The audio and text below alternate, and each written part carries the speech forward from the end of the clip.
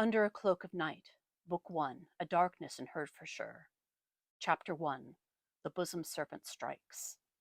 Ramsgate, Thursday, June 14th, 1810. A sea mist crept through the streets as the sun set. From the shadows slipped the figure of a man.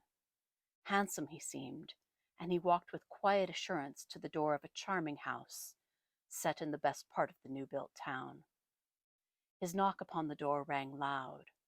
When a footman answered, he gave his name and asked to speak with his sister. Asked to wait to see if the mistress was at home, he smiled. The evening is chill. Might I not wait within? My sister will be eager to see me. The footman hesitated. He was new to this work, and the man was dressed as a gentleman, but the mistress was a young lady, not yet out, and all the staff were protective of her. It won't take but a moment, sir, he said, closing the door. The frown on the visitor's face was furious, but it was not many moments before he heard the sound of feet running toward him, and the door was yanked open. "George," she cried, "please come in. I haven't seen you in ages and ages."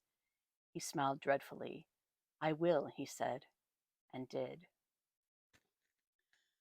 Hertfordshire, Friday, October 18th, 1811. "Really, Darcy, I must have you dance. How are you to recover your spirits if you don't dance?" Bingley implored his friend. Darcy continued to scan the room while he replied. "To dance is to court, and I dare not," he said. "But we crossed a river in coming from town," Bingley objected. "What was the point of our coming to the country to revive your spirits if you remain on watch every moment? Let my partner introduce you to her sister. She is very pretty and will beguile you from your troubles." Darcy spared a glance at the woman Bingley indicated and sighed. "Yes, she is handsome, but I will not be tempted, for my sake and for hers." Bingley relented and went back for a second with his partner, the eldest of the Bennet girls, while Darcy continued to watch doors, windows, and the strangers assembled. Elizabeth had noted the grave-faced gentleman when he entered. Rumour assigned him as the friend of Mr. Bingley, who had lately sent the town into jubilations by leasing Netherfield. Sir William's assurances of his presence at the assembly had tempted her mother out of their mourning. Lady Lucas held that Mr. Darcy was excessively wealthy. That he was exceedingly handsome was all too evident. But his features were marked by grief and watchfulness, and Elizabeth found herself touched by his gravity. She made her way to stand near, and began to watch as he did. After a few moments spent thus, he glanced at her in puzzlement. She looked at him briefly and resumed her survey. He wanted to ask what she was about, but they had not been introduced. Fortunately, Sir William passed by them and was struck by the pair. "Miss Eliza Bennet, let me introduce you to our visitor, Mr. Darcy," he cried. Darcy bowed, and Elizabeth returned the gesture. "Will you not ask her to dance?" Sir William asked. "I am not inclined to dance, thank you, Sir William," she said. His puzzlement was cut short by sympathy, then by seeing Jane and Bingley dancing, and he hastened off to share his admiration with Mrs. Bennet. "You were dancing earlier," Darcy said. "Why should you not care to now?" "I like dancing greatly, but only if my partner is similarly inclined," she replied. "I can see that our assembly hall holds your fascination much more than your potential partner's. It is somewhat old and in want of care, but I do not see what could hold your attention so." "Life has given me harsh instruction and vigilance, Miss Bennet," he said. "Do you fear the assembly, or fear for them?" she asked. "Yes," he replied shortly, fearing that she was flirting and finding himself enjoying her company too much for comfort. She gazed at him in frank suspicion for a moment, before her next partner arrived to bear her off for their promised set. Darcy found his eyes straying to her lithe form to the neglect of the entryways. It was unlikely that his foe would make himself known at such a public, well-lighted place, but since he had allowed Bingley to bring him to the gathering, he felt his twin duties to keep watch and to avoid any dangerous entanglements. His heart was heavy and his spirit exhausted from the last year's effort, and there was no end in sight. He saw the world through a darker lens now, and feared that the future held only suffering for him.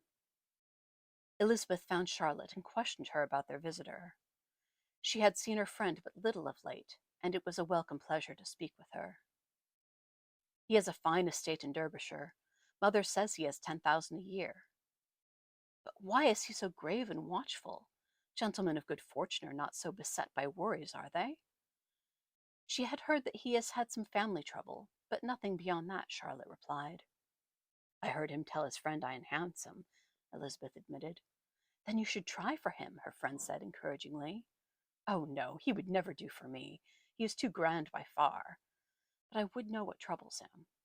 Lizzie, don't meddle in gentlemen's concerns. You will gain a reputation. Charlotte cut herself off before comparing her friend to her late sister. Elizabeth covered a frown with a forced smile.